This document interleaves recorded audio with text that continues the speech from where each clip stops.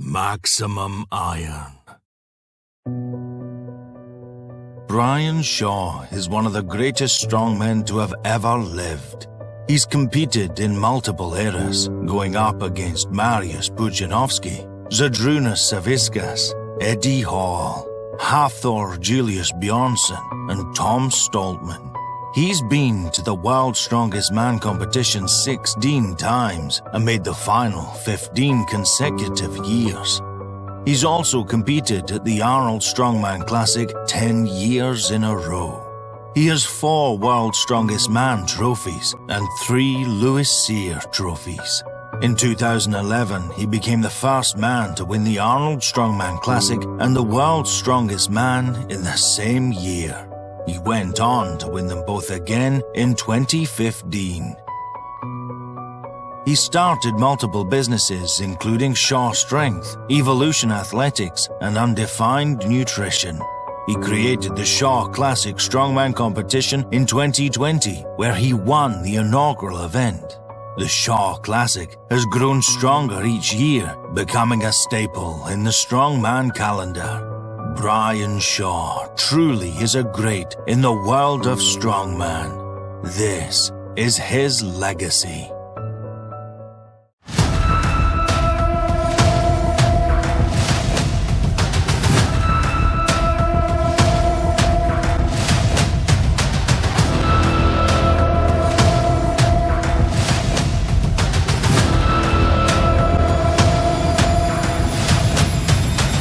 Episode 1. Brian Shaw. You know, I wasn't envisioning it ending like this, but I've given everything that I possibly could, and I've got a lot of goals and things to achieve, and you know, I think that I can truly still get back to the sport in a lot of other ways. Brian, it's been a heck of a ride. You've taken this sport all the way through over the past 15, 16 years. Well, looking back, here's what I'll say is at the time, I don't think I realized how strong I was, right? So I had to do different things growing up. I worked on my uncle's farm a lot, right? So you're throwing bales of hay and doing farm work and that type of thing. And it was just what I did. So I had to learn how to drive the truck at 12 years old to do that. Jeez. And it was something that at the time you just don't think twice about. It's like, this needs to be moved. I'm going to pick it up and move it. Yeah. Is that normal for a 12-year-old? Probably not. You know, a bale of hay is probably, 50, 60 pounds, whatever that might be, but throwing that around. Yeah. So I did things like that, and then I played basketball when I was younger, through high school into college. So I first started training for basketball, right? Because I was just big, and I needed to be stronger. I needed to be faster. I needed to be able to jump higher, do these things to kind of take myself to the next level. And, I wasn't necessarily training for performance, but looking back, I just got in the weight room and I worked hard and I saw results. So I think it was just kind of a gift that I was given, to be honest. So I started to love lifting weights more than playing basketball, like as I got done, at least toward the end of my college career. I watched World's Strongest Man when I was younger. I got kind of infatuated with strength. I love strength. I love the concept of strength. I love the concept of being stronger. And so watching World's Strongest Man, at that time, it was not in the back of my head, okay, that's what I want to do. That's where I'm going to go. It was just, I love watching this. For me, once I was done playing basketball, I needed something to fill that competitive outlet. That's really, truly what it was. So I was like, well, I love lifting. I love going in a train just to get stronger. And that's what I was doing at that time. And then when I was thinking about my competitive career, I was like, look, I'm not ready to be done with it. I want to do something else.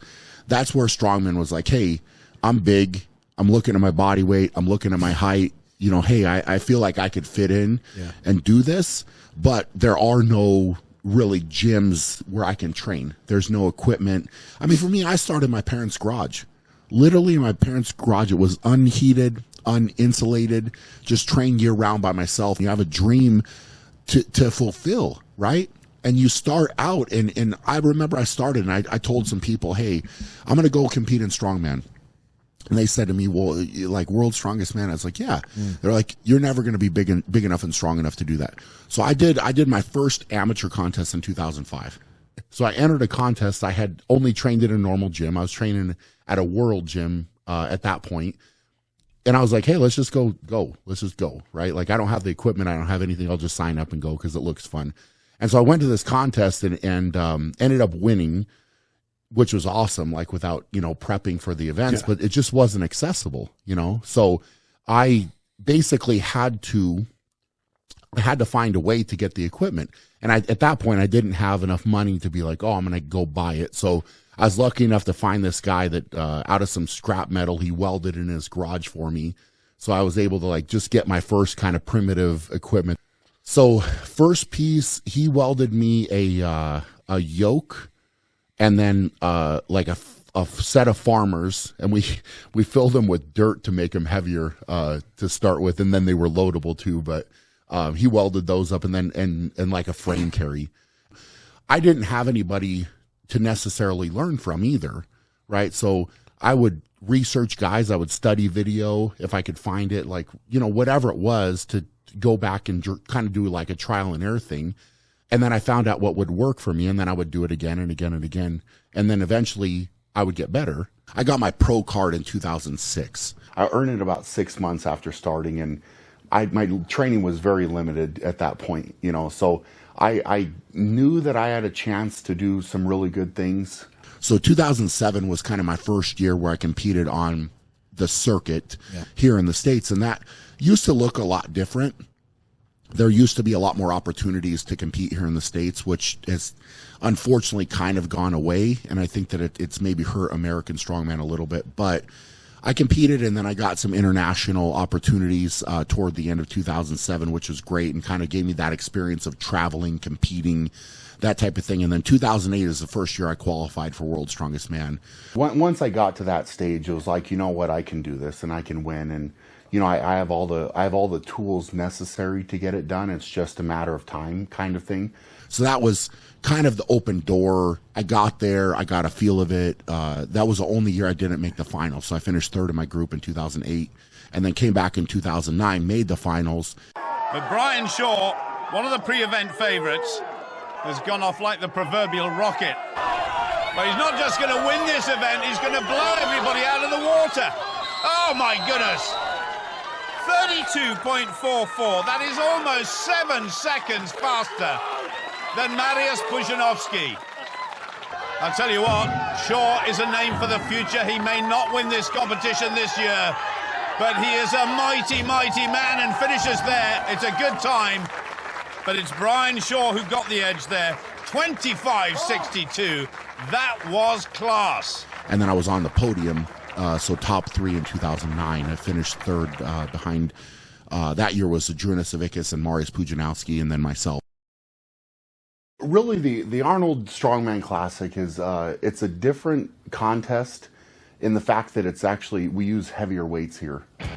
He is going to attempt to deadlift 1,021 pounds and put himself above the rest of the competitors. Brian Shaw is going to attempt something monumental, and he needs your help.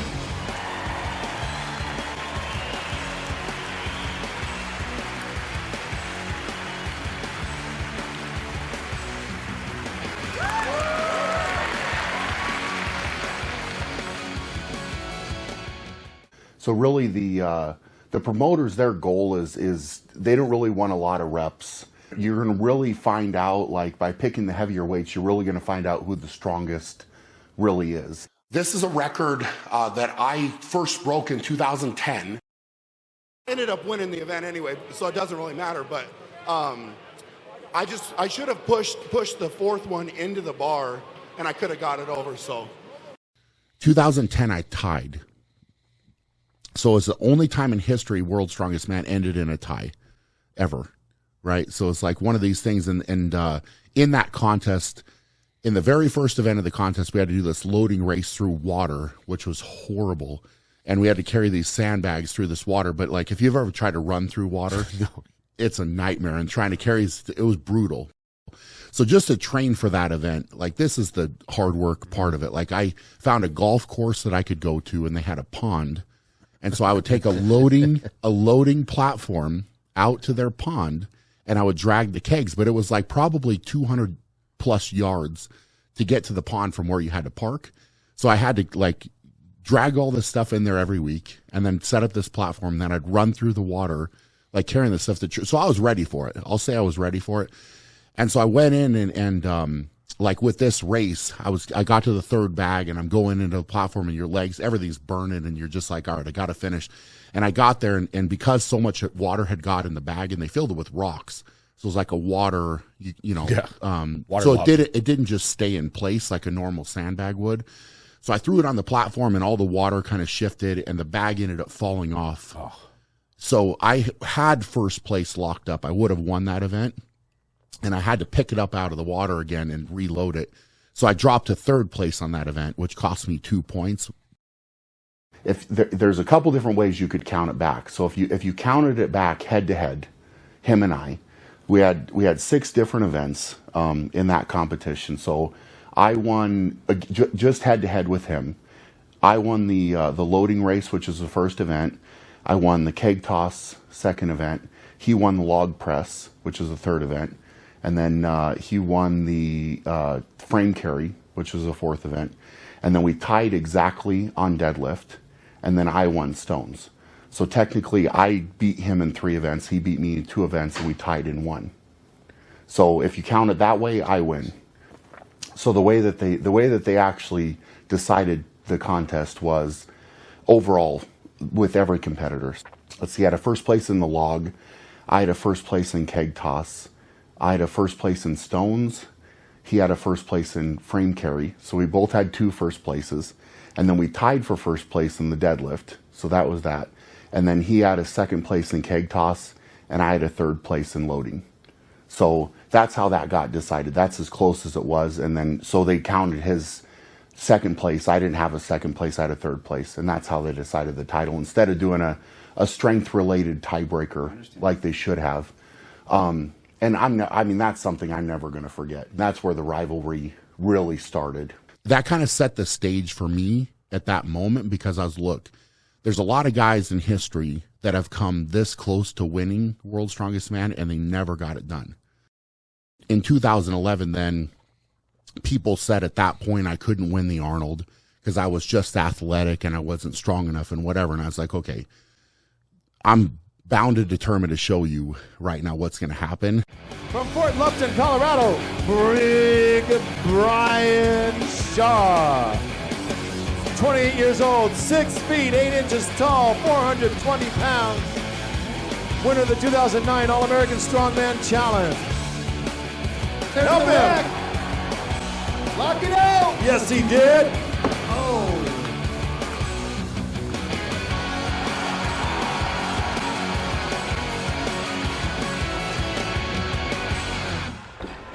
1,100. Yes, he did. Brian Shaw. He doubles the old world record, 535 for 4 big reps.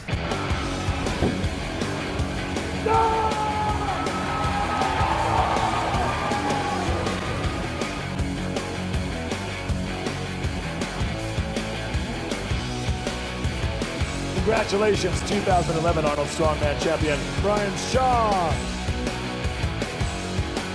I trained really, really hard for this contest, and I wanted it very bad, and all the training paid off. It's great, and success is what you train for. I want to come into World's Strongest Man in better shape than I've ever been. I mean, and to do that, it's going to take a lot more training and work. From America, Brian Shaw. The 6'8" former college basketball star narrowly missed out on the title in 2010 on countbacks. And the thing is I got to a moment with that contest where I was in a good lead. We did a log press for reps, and it was me versus Adrunas. And all the training that I had done went out the window, and I really messed up badly. I didn't breathe enough, and I went out of the gate too quick. This is not good. And so I had to gut out, and I ended up giving up my lead at that point in 2011, and we were tied. So we were tied going into the Stones, which is the last event. So it was like, all right, this is the moment, right? Like, I've trained all this time. So then I just like destroyed the Stones, you know, that was how I won my first title. For me, it wasn't about one title, right? It was about being the best to ever do it, right? And that was my mindset from the beginning. So when I went into it, I remember some of my training partners, I won my first World's Strongest Man title, and they were worried about my mindset going forward because up to that point, everything had been focused on winning that title. So that's not easy. But again, one title doesn't get you that. 2 titles doesn't get you that. 3 titles, you got to get more. I think, you know, if you talk about eras of strongman,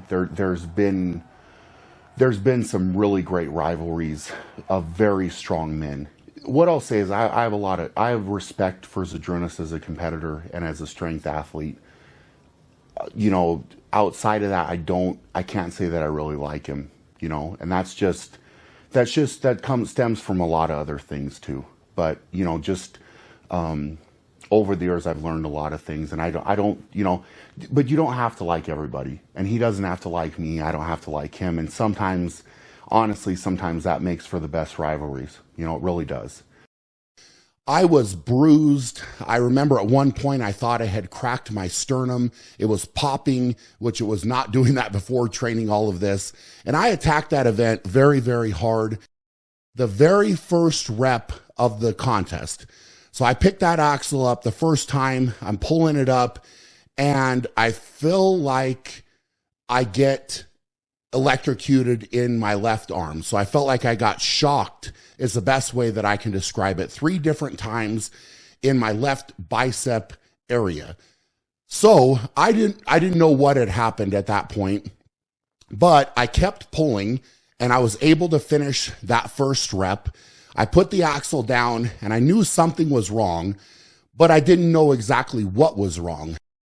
So the bicep, at that point, I didn't fully know that my bicep was detached. I went into that circus dumbbell event, and I was only able to use my right arm to press. At that point, I really had trained to go back and forth, right to left, but I ended up in second place on that circus dumbbell.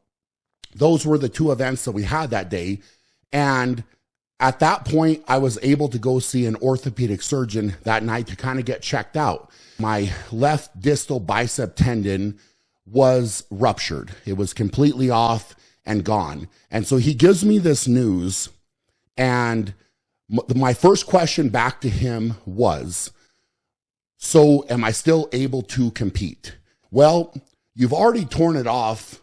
You can't tear it off again. I guess it's up to you whether you want to continue.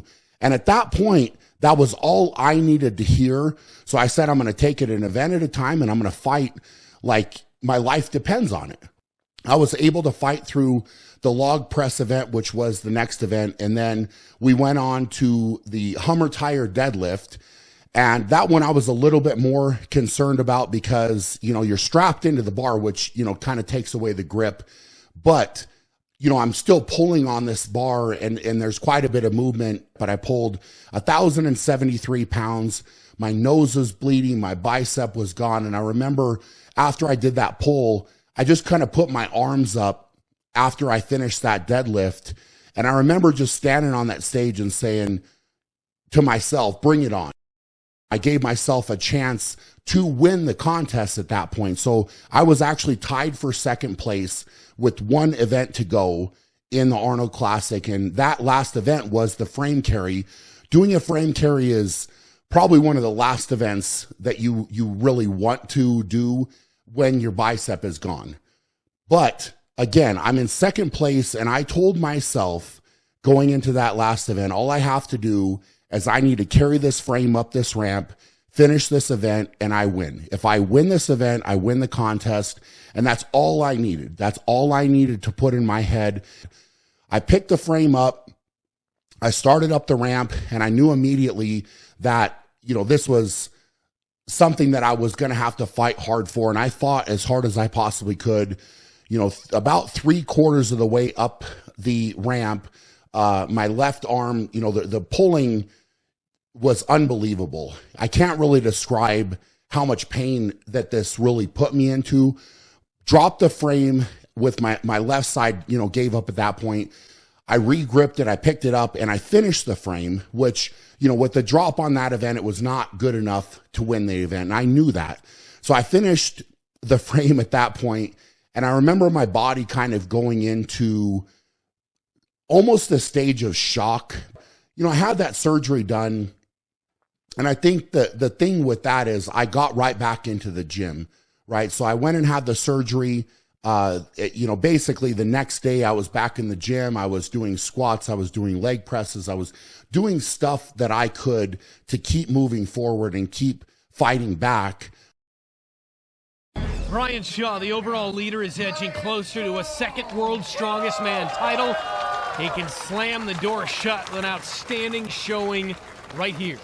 And Brian Shaw goes into the lead, crushing the time of his arch nemesis, Zydrunas Savickas. His left arm was damaged last year. That's now healed, and he's able to use his whole body. This is looking really solid from Shaw. All right, Brian Shaw is guaranteed to win the World's Strongest Man title if he beats Zydrunas Savickas in the Atlas Stones, or if he's no more than one place behind the Lithuanian. And Brian Shaw is the new World's Strongest Man. It's the second title for the American. From the USA, Brian Shaw! A couple events that are done for maximum, and then the other events are just extremely heavy. You know, trying to be great, trying to be really strong at everything is a huge challenge.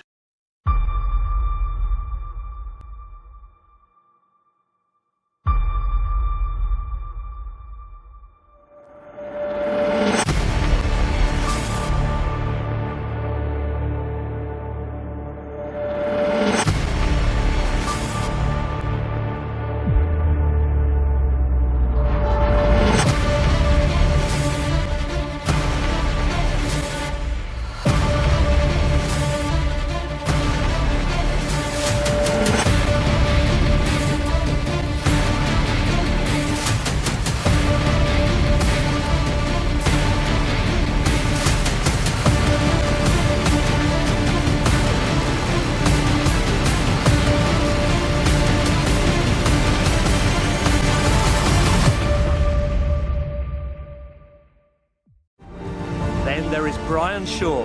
The two-time winner is in the form of his life. If he wins, he will equal fellow American Bill Kazmaier's 3 titles.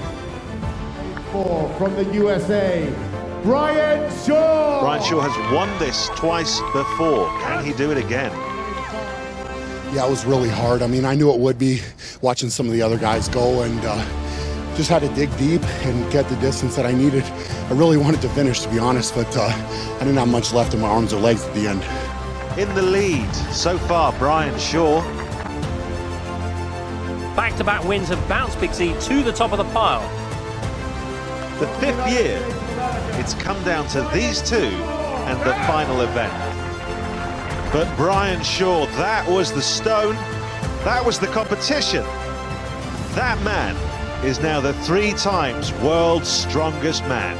It's a dream come true. I mean, I was excited my first year just to make it to World's Strongest Man, and I never really, thought I'd be in this position winning 3 times. So, it's kind of hard to put into words, to be honest, but I'm very happy. I think it's always great coming back to World's Strongest Man as a returning champion. The target's on my back now. My absolute best performance is going to come when all the pressure is on in that big, big moment, and I have to get it done. Strongman's a great sport because it's such a challenge. You push yourself as hard as you can, and you find out who the strongest is. It's primal in so many ways. Now, Shaw shifts on his initial lift, but his massive core kicks in and provides the necessary stability and power to lock it out. He's holding on to it, ensuring that he got every centimeter that counts. What an effort by Brian Shaw, the 3-time World's Strongest Man champ. Please, the winner of the kettlebell is Brian Shaw. Even though he used too much energy early on, Strategy, strength, and his level-headed approach led to another strong performance here in the final for Shaw. Brian Shaw! Yes! Yes! But Brian Shaw has just won the title of World's Strongest Man. He was about a second and a half faster than Eddie Hall. Say, you've just moved from the Magic 3 to the Mythical 4. What does it mean to you to join the likes of Zydrunas Savickas, John Paul Sigmarsson, and Magnus Ver Magnusson? It's kind of hard to describe the feeling. Obviously, I dreamt about the fourth and wanted it very badly, and it's kind of surreal. I've held the record now for a decade, literally a decade, and you know, I feel like I was so far ahead of everybody on that event, and you know, that's not even you know, being kind of whatever word you want to use, arrogant. It's just confident. I mean, I was just so far ahead of people on that. You're looking at the greatest strongman we've ever seen right here. What an incredible performance today. A great job at 560. A new road record breakers, world record. Congrats.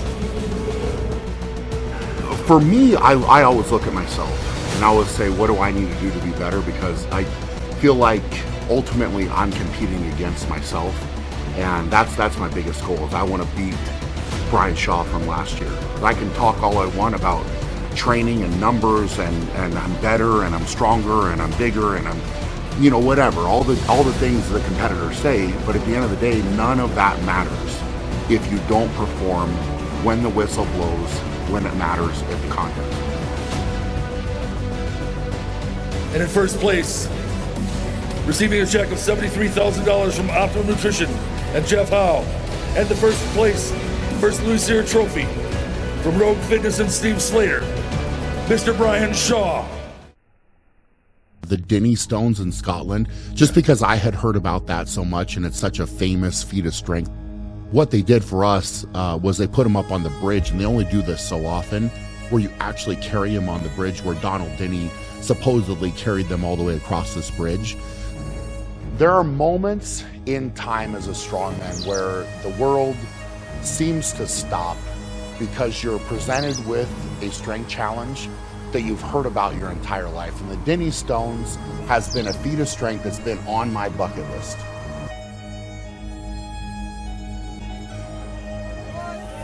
Yeah. Let's go, Brian. Come on. Come on. Keep it going. Keep it going. Keep it going. Keep it going. Let's go. Get here, Brian. Let's go. Let's go. Get it, Brian.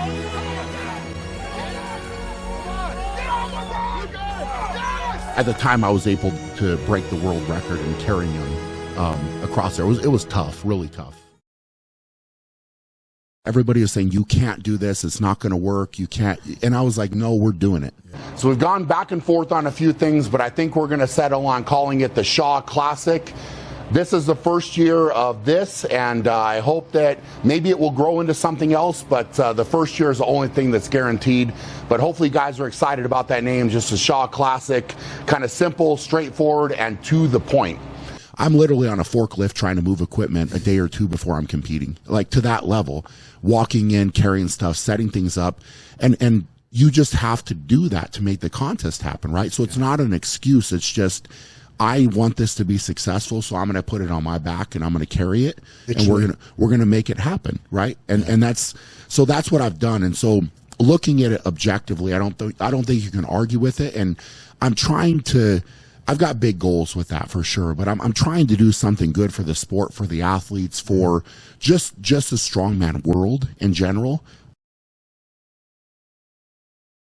I wanted to make protection for lifting the stones. So I wanted to make like a leather that I could put on my arms to protect me. Part of the fact that I didn't want to be sweaty for lifting the stones. I wanted to have a good surface that I could, basically grab them and be confident in. And I said, all right, I can get some leather. I found a place I could buy the big rolls of leather, like a whole hide at a time, that I could cut up. And then I could get the Velcro that I was going to try to, do this with. And I needed a commercial sewing machine. So I was like, well, I'm going to teach myself how to sew. So I went down and bought a sewing machine. and sat down at that thing and just experimented, watched some videos of like how you would do a pattern and like whatever and make the machine work. So I did this whole trial and error thing, but then through that, I started modifying my, the gear that I wore. So I kind of had these different ideas for how I could make it a little bit better, whatever. And so at that point, it was kind of taking all the modifications and stuff that I had done and turning it into Evolution Athletics, basically. And so that's where that kind of was born from. And it took, like the belt, the support belt that we do. It's the best. I'm going literally, and this is crazy for me to think about, but I'm going to World's Strongest Man. I'm competing in my own supportive gear that not only am I wearing, now I'm literally sponsoring other athletes that are competing at World's Strongest Man. I had a good performance on the keg toss, was able to break my world record, but more importantly, win that event.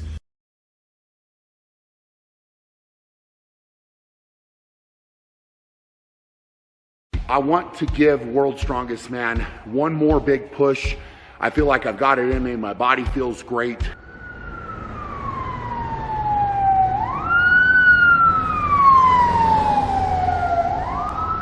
We are approximately 12 weeks out from the 2023 World's Strongest Man, and I am in the hospital. I unfortunately came down with a very, very bad leg infection. I literally thought I would go in and I'd get some IV antibiotics, I'd be good to go. 8 days later, here I am, right? So I feel like complete garbage. And I think it's only fitting in my career with what I have had to do and what I have had to overcome to go out this way, right? This is the last chapter, and instead of it being this smooth, easy road where everything lines up perfectly, which I wanted it to be that, now I got met with some adversity. I got this infection. I had to work through that. So I've had to overcome obstacles and challenges to get into this last contest, to be ready to go. You know, looking back, I think once you get the titles and do all that type of stuff, the other X factor to this is how can you motivate and change people's lives on top of that, right? And that's probably right now, in hindsight, looking back, the coolest part of all of this is, yes, you've got the titles. Yes, you've got the accomplishments. Yes, you got, you know, business or all this other things. But through all of it, it's the people that will say, you motivated me, Brian, right? You helped me to kind of get up off the couch, to do something with my life, to go after my goals. And I think for me, legacy wise, that's really important. Thanks for watching the first episode of Legacy. There will be more episodes soon featuring the greats of bodybuilding, powerlifting, and strongman.